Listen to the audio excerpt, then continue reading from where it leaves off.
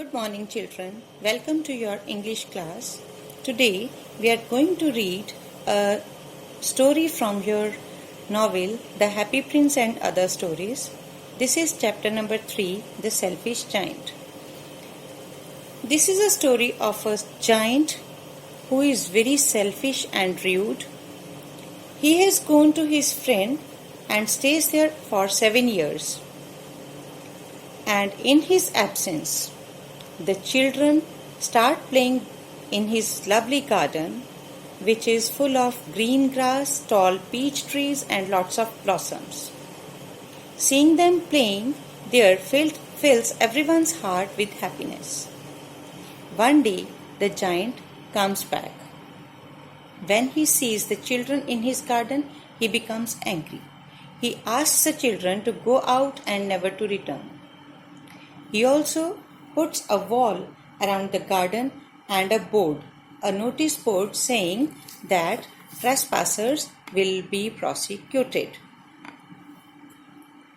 The children are sad and they have nowhere else to play. Time passes and winter comes. Winter too gives way to spring, but in the giant's garden, it is always winter. He wonders why the spring is taking so long to come. Meanwhile, it is spring everywhere. The giant's garden is covered with snow. Frost has covered all the trees and the grass with her great white cloak, and the frost paints all the trees silver. A cold wind is always roaring. A whole year passes while the giant's garden is engulfed in winter.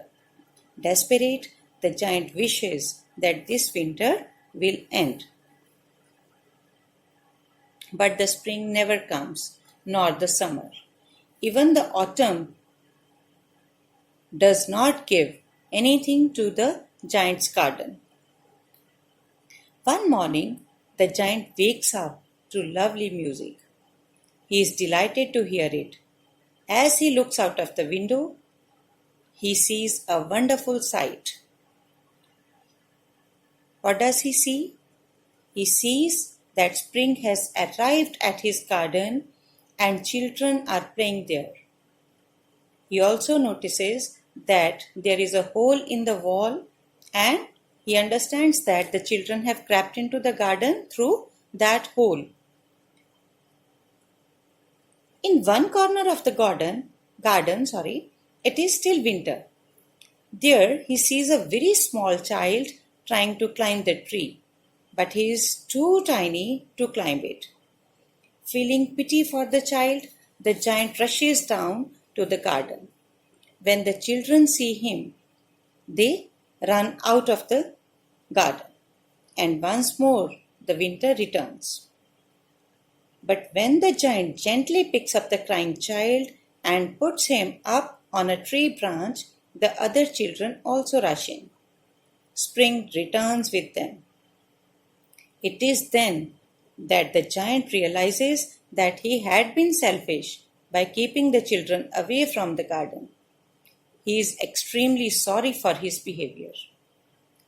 So that day onwards, the children come to play in his garden every day. The giant even breaks the wall surrounding the garden. He loves all the children playing, but the child he had placed on the tree is his favorite. No other child knows who he was, and the giant is filled with sadness not seeing him. Years pass by. The giant grows old. Children continue to come to his garden to play. One day, as the giant looks out of his window, he sees the child he had been missing in the garden. Filled with happiness, he goes into his garden. There he is angry, seeing the child. He notices that the child has prints of nails on both his hands and feet. He demands to know who has hurt the child. The child smiles and says that these are the signs of love. The child adds that today he has come to take the giant to his garden, his own garden. Which is his garden? The paradise. Later, when the children come to play in the garden, they see what they see? That the giant was lying dead in the garden covered with white blossoms. So, this story has a very beautiful ending. Children, read this story again and underline the difficult words, and then afterwards write the question answers on your literature notebooks. Thank you.